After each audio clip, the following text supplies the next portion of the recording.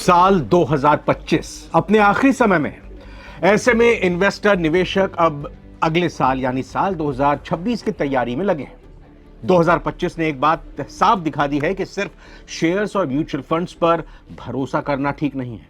जी हां, 2025 में इक्विटी में उतार चढ़ाव रहा। दूसरी तरफ गोल्ड, सिल्वर, रियल एस्टेट ने काफी अच्छा रिटर्न दिया है, बम्पर रिटर्न दिया है। इस साल उन निवेशकों को अच्छा फायदा हुआ जिनके पोर्टफोलियो में शेयर के साथ गोल्ड, सिल्वर, क्रिप्टो करेंसी और रियल एस्टेट एसेट शामिल थे। अब सवाल ये उठता है कि साल 2026 में स्ट्रेटजी कैसी होनी चाहिए निवेशकों के लिए। क्या फिर से शेयरों पर दांव लगाया जाए या गोल्ड और सिल्वर को ज्यादा तवज्जो दी जाए, क्योंकि बम्पर रिटर्न तो 2025 में मिले हैं। क्या 2026 में भी ऐसे होने वाला है? तो आइए बात करेंगे। नमस्कार, बहुत बहुत स्वागत आप सभी का। आप नवभारत टाइम्स देख रहे हैं, मैं रविंद्र सिंह आपके साथ।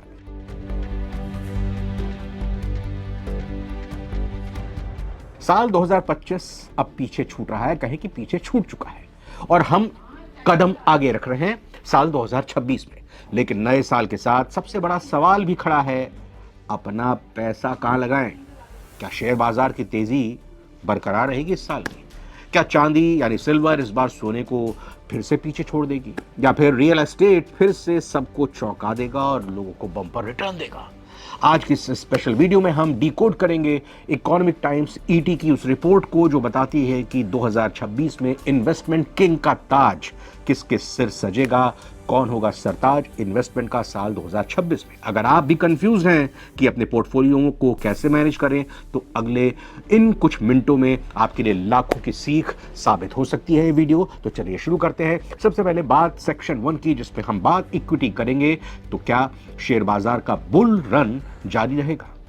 दरअसल ये समझने के लिए हमें एक चीज ये देखनी होगी कि साल 2025 में इक्विटी शेयर मार्केट में किस तरह की हलचल हुई, और आगे बढ़ते हुए आपको बताएंगे कि इक्विटी शेयर मार्केट में या तो आप सीधा शेयर मार्केट में अपना पैसा लगाइए या फिर म्यूचुअल फंड की तरफ से अपना निवेश कीजिए। सबसे पहले बात, अगर आपके पसंदीदा सेक्टर यानी इक्विटी की शेयर बाजार की करें तो 2025 में हमने काफी उतार चढ़ाव देखे। 2026 को लेकर एक्सपर्ट्स का मानना है कि क्वालिटी स्टॉक्स ही बाजी मारेंगे, यानी कि जो ब्लू चिप कंपनीज हैं, जो इंडेक्स स्टॉक्स हैं, वही इस बार बाजी मारेंगे। इसलिए थोड़ा निवेश संभल कर करना होगा। रिपोर्ट कहती है कि भारत की बढ़ती जीडीपी और डोमेस्टिक कंजम्पशन शेयर बाजार के लिए एक फ्यूल का, एक ईंधन का काम करेगी। लेकिन ध्यान रहे, अब वो दौर नहीं रहा कि किसी भी कचरा शेयर में पैसे डालो और वो डबल हो जाए, आपका खूब मुनाफा कर दे।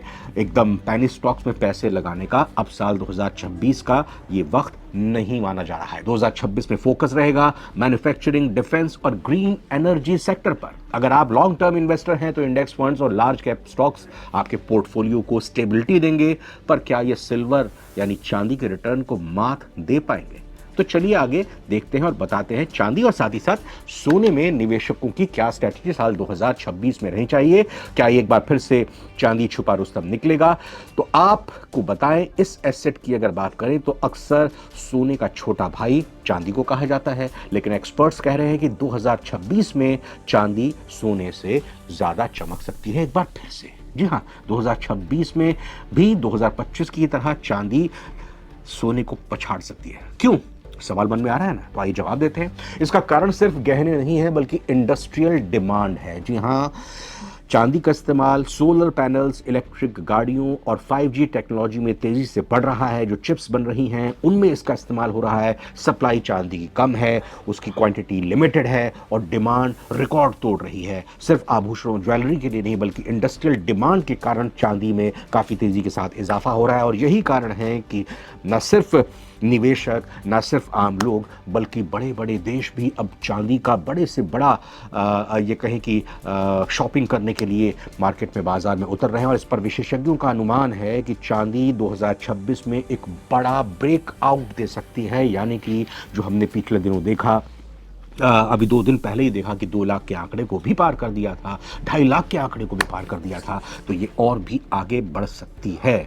अगर आप कमोडिटी में निवेश की सोच रहे हैं तो सिल्वर ETF या फिजिकल सिल्वर एक बेहतरीन विकल्प हो सकता है। सिल्वर ETF आप लीजिए डीमैट अकाउंट के थ्रू, और दूसरी तरफ अगर आप फिजिकल इसको खरीदना चाहते हैं तो वो भी एक अच्छा ऑप्शन है, उसमें भी कोई बुराई नहीं है। साधारण भाषा में अगर समझें सोने और चांदी के फर्क को देखें तो सोने में रिस्क कम रहेगा, इन्फ्लेशन से बचाव होगा, लेकिन चांदी में इंडस्ट्रियल डिमांड बढ़ रही है, ज्वेलरी की डिमांड बढ़ रही है, देशों की डिमांड बढ़ रही है, इसलिए चांदी एक बार फिर से रॉकेट बन सकती है साल 2026 में। लेकिन विशेषज्ञ चेतावनी भी दे रहे हैं, वार्निंग भी दे रहे हैं, ये भी बतानी आपको जरूरी होती है। चांदी की तेजी में फोमो यानी फियर ऑफ मिसिंग आउट भी दिख रहा है कि भाई ये दौड़ चांदी ने ऐसी लगाई है कि हम पिछड़ गए हैं, पीछे रह गए हैं। तो इस फोमो के तहत लोग बिल्कुल आपाधापी में टूट पड़ते हैं, सारा पैसा अपना निवेश कर देते हैं, लेकिन बुलबुला फूटने का जोखिम भी है। इसलिए सावधानी के साथ थोड़े थोड़े पैसे को चांदी में समय समय पर निवेश करना चाहिए। इसका मतलब यह हो कि सोने चांदी को सुरक्षित वर्ग के तौर पर देखा जा सकता है, लेकिन सिर्फ इन्हीं पर भरोसा करना बेहतर पोर्टफोलियो नहीं बनाता है कि भाई सारा पैसा उठाइए, अपनी जमा पूंजी लीजिए, अपना लोन पर पैसा उठाइए, सारा का सारा झोंक दीजिए सिल्वर में या सोने में। ये भी स्ट्रैटेजी बिल्कुल नहीं। अपने पोर्टफोलियो को जितना डाइवर्सिफाई करें उतना अच्छा है। रियल एस्टेट की भी बात करते हैं। भाई रियल एस्टेट के बारे में अगर कोई लोग चाहते हैं कि घर खरीदें, दुकान खरीदें, प्लॉट खरीदें, इस बार मुनाफा कहाँ होने वाला है, कहाँ ज़्यादा रिटर्न मिलेगा, तो इसको भी समझने के लिए हम बताएंगे। तीसरा बड़ा खिलाड़ी निवेश के मैदान का है रियल एस्टेट। पिछले 2 सालों में प्रॉपर्टी के दाम में जो उछाल आया है, क्या वो 2026 में भी जारी रहेगा? रिपोर्ट कहती है कि हाँ, लेकिन एक ट्विस्ट के साथ। जी हाँ, उछाल रहेगा, रियल एस्टेट की मार्केट अच्छी रहेगी, लेकिन एक ट्विस्ट भी है इसमें। अब सिर्फ रेजिडेंशियल नहीं बल्कि कॉमर्शियल रियल एस्टेट और REITs क्या रियल एस्टेट इन्वेस्टमेंट ट्रस्ट में निवेशकों की दिलचस्पी बढ़ रही है। टियर 2 और टियर 3 शहरों में इंफ्रास्ट्रक्चर बढ़ने से वहाँ की ज़मीन में कीमतें बढ़ रही हैं, तेज़ी से बढ़ेंगी। यानी कि अब सिर्फ दिल्ली, मुंबई, चेन्नई, हैदराबाद, सिर्फ इन्हीं देशों पर भरोसा नहीं बल्कि टियर 2 और टियर 3 के शहरों को भी आप फोकस पर रख सकते हैं अपने निवेश के हिसाब से रियल एस्टेट में अगर करना चाहते हैं। अगर आपके पास बड़ा फंड है